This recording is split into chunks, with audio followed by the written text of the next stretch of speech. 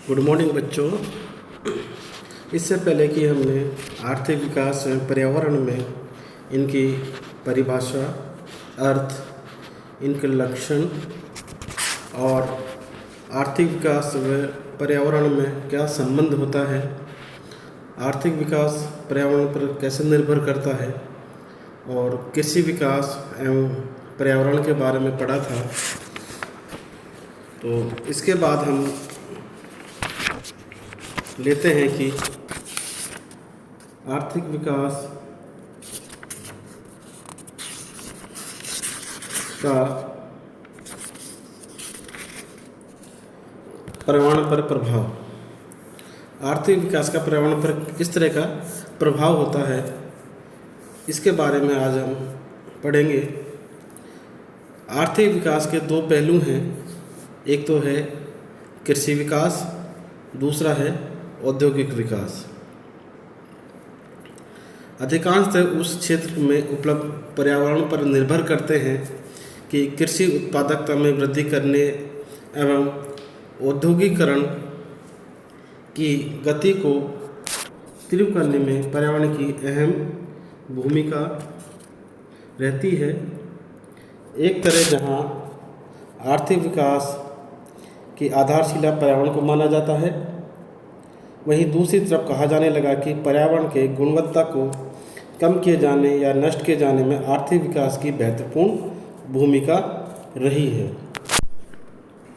तो औद्योगिक विकास का पर्यावरण पर प्रभाव किस तरह से होता है, ये जानने के लिए हमें पढ़ना है कि औद्योगिक विकास एक तरफ जहां आर्थिक विकास का सूचक है, वहीं दूसरी तरफ इसके व्यवस्थित रूप में विकसित होने से पर्यावरणीय गुणवत्ता पर प्रतिकूल प्रभाव भी पड़ता है। औद्योगिकरण के पर्यावरण पर पड़ने वाले दुष्प्रभाव का विवरण इस प्रकार है कि औद्योगिक प्रगति के साथ साथ वायुमंडल भी प्रदूषित होता है। उद्योगों में विसर्जित विभिन्न प्रकार के प्रदूषण तत्व एवं विषैली गैस वायुमंडल में संश्लिष्ट होकर प्रदूषित करती हैं। औद्योगिक प्रक्रिया के दौरान विभिन्न पदार्थों का संदलन, जताई, शुष्कन तथा वाष्पन आदि होते हैं, जिसके परिणाम स्वरूप विभिन्न प्रकार के हानिकारक तत्व एवं गैस में hydrogen sulphide, sulphur dioxide, carbon dioxide, carbon monoxide, सीसा, आर्सेनिक, फ्लोराइड, धूलकण तथा विभिन्न प्रकार के हाइड्रोकार्बन प्रमुख होते हैं। विकसित देशों में औद्योगिक विकास चरम सीमा तक पहुंच चुका है, जहां उद्योगों द्वारा भारी मात्रा में सल्फर डाइऑक्साइड, नाइट्रोजन ऑक्साइड आदि गैस निकलती रहती हैं। ये गैस वायुमंडल में जाकर अनुकूल परिस्थितियों में वायुमंडल से ही विद्यमान जलवाष्प और ऑक्सीजन में अभिक्रिया कर सल्फ्यूरिक तथा नाइट्रिक अम्ल उत्पन्न करती हैं। ये अम्ल बाद में वर्षा के साथ मिलकर पृथ्वी तल पर पहुँचते हैं, जिसके प्रतिकूल प्रभाव पेड़ पौधों, वनस्पति और समुद्र जीवों पर दृष्टिगत होते हैं। अम्ल वर्षा ने धरातलीय जल संसाधनों को इतना अधिक प्रदूषित कर दिया है कि उपयोगों के अयोग्य बन जाते हैं। जीवाश्म ईंधन अर्थात खनिज तेल के दोहन से उत्सर्जित अम्लीय सल्फेट के कारण प्रति वर्ष 8,000 से 12,000 व्यक्ति मौत के शिकार होते हैं। औद्योगिकरण ने वायुमंडल की ओजोन परत, जो मानव के लिए सुरक्षा कवच का कार्य करती है, को खंडित कर दिया है। निरंतर बढ़ रहे वायु प्रदूषण के रूप में ग्रीन हाउस गैसों ने ओजोन को प्रभावित किया है। मुख्यतः 4 तत्व जो वायुमंडल को हानि पहुंचाते हैं वे हैं: पहला carbon monoxide, sulphur dioxide, nitrogen oxide तथा वायु में विद्यमान अन्य कण। क्लोरोफ्लोरोकार्बन रसायनों के प्रमुख रूप से ओजोन ह्रास के लिए उत्तरदायी माना जाता है। ओजोन क्षय के कारण वायुमंडलीय परावैंगनी विकिरण मनुष्य की रोग रोधी क्षमता नष्ट करके विभिन्न रोगों से ग्रसित बनाते हैं। वनस्पति एवं अन्य जीवों को प्रभावित करने के साथ ही प्रकृति के संतुलन को भी नष्ट करते हैं। क्लोरीन की बढ़ती मात्रा के कारण अंटार्कटिक महाद्वीप में वायुमंडल में एक बड़ा छिद्र बना दिया है। औद्योगिक प्रक्रिया के बाद उद्योगों द्वारा शेष बचे अपशिष्ट पदार्थ भूजल पर विभिन्न स्थानों में विसर्जित कर दिए जाते हैं, जिनके कारण विभिन्न रूपों में पर्यावरण दूषित होता है। अधिकांश उद्योगों द्वारा निकाला दूषित जल स्वच्छ जल स्रोतों में विसर्जित कर दिया जाता है, जिनमें नदियाँ एवं झीलें प्रमुख हैं। उद्योगों में प्रयुक्त रसायनों को मिश्रित जल के साथ बाहर निकलकर विभिन्न स्थानों पर विसर्जित कर दिया जाता है, जिसका मानव जाति के स्वास्थ्य एवं पर्यावरण पर प्रतिकूल प्रभाव पड़ता है।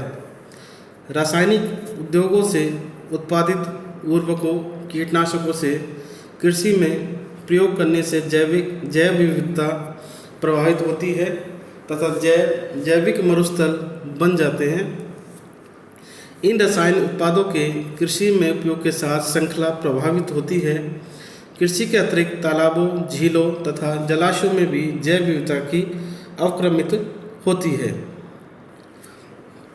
इस प्रकार औद्योगिक विकास आर्थिक विकास का सूचक होते हुए भी पर्यावरण के लिए अभिशाप है, क्योंकि औद्योगिक विकास ने प्राकृतिक पर्यावरण के प्रत्येक पहलू का अवकरण करने में अपनी सकारात्मक भूमिका निभाई है।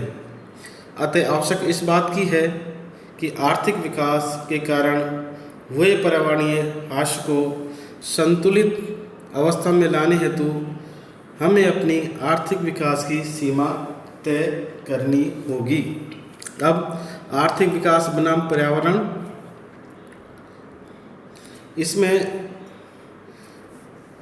निम्नलिखित बिंदुओं के आधार पर हम ये विरोधाभास को समझने का प्रयास करेंगे कि मानव कल्याण हेतु आर्थिक विकास किया जाना आवश्यक है या नहीं।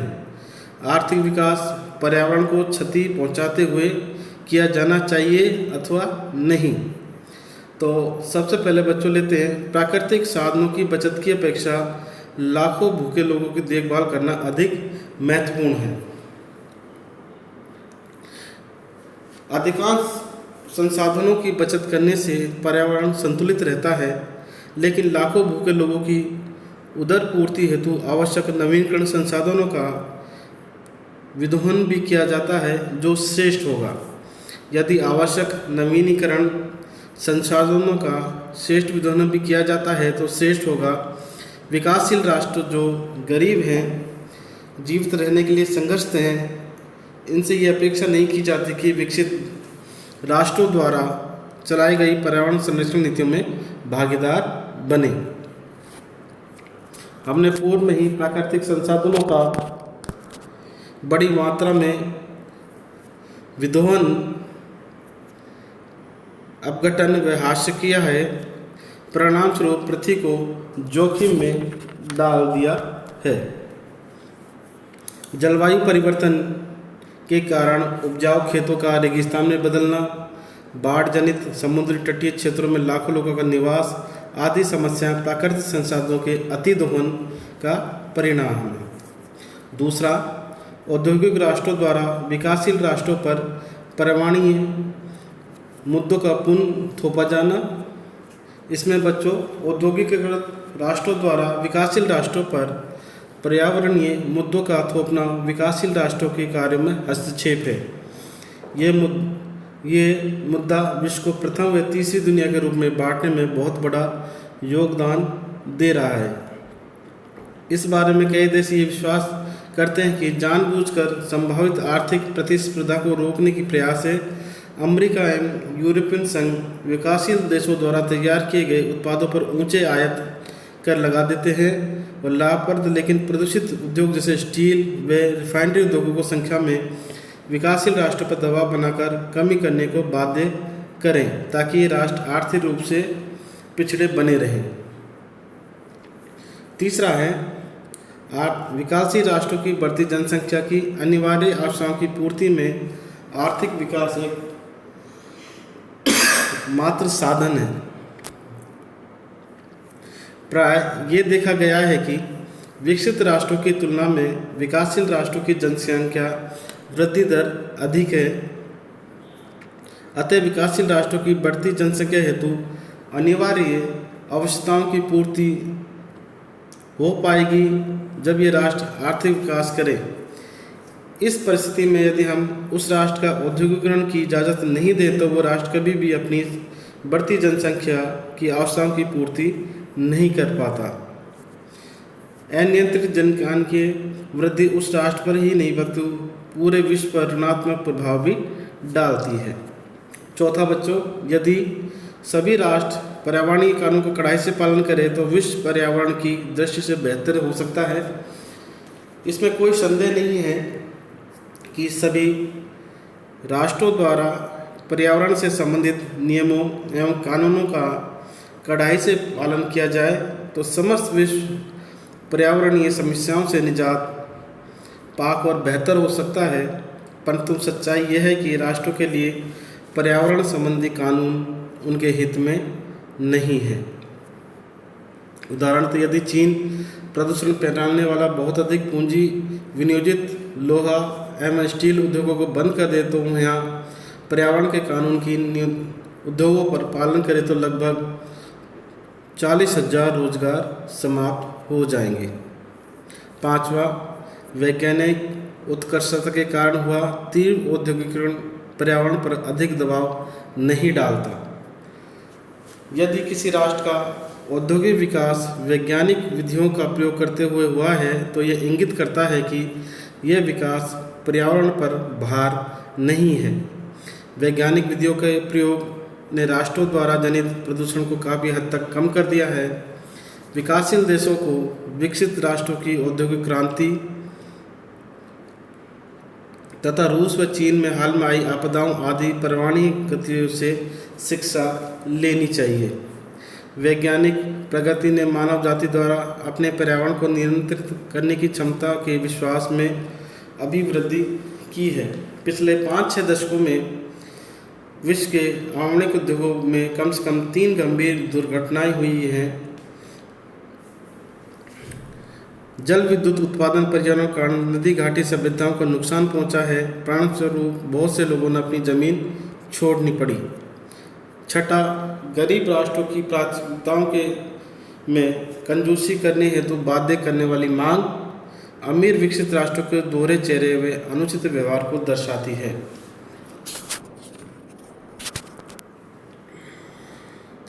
सातवां, वनों को काटकर कृषि योग्य भूमि का निर्माण करना अब उतना आवश्यक नहीं रह गया है जो हरित क्रांति से पूर्व था, क्योंकि हरित क्रांति ने ही खाद्यान्नों की मात्रा को दुगना कर दिया है। बढ़ती जनसंख्या, परंपरागत कृषि एवं कृषि आगतों के अभाव में अनेक राष्ट्र भूखमरी के शिकार थे, परंतु हरित क्रांति की शुरुआत ने खाद्यान्नों की मात्रा को दुगना कर दिया। अतः कृषि उपज बढ़ाने हेतु कृषि योग्य जमीन को वनों की कटाई कर बढ़ाने की आवश्यकता अब नहीं रह गई है, जब हमारे पास पर्यावरण को नुकसान पहुंचाए बिना विश्व में बढ़ती जनसंख्या को खाद्यान्न पूर्ति करने हेतु अपार ज्ञान उपलब्ध है। कृषि पदार्थों के उत्पादन की वृद्धि करने हेतु कम पानी, कम उर्वरक, कम कीटनाशकों का उपयोग करते हुए जैविक आधुनिक फसलों ने विकासशील विश्व को लाभ पहुंचाया है। ये आर्थिक विकास का पर्यावरणीय लाभों के लिए दूसरा उदाहरण है।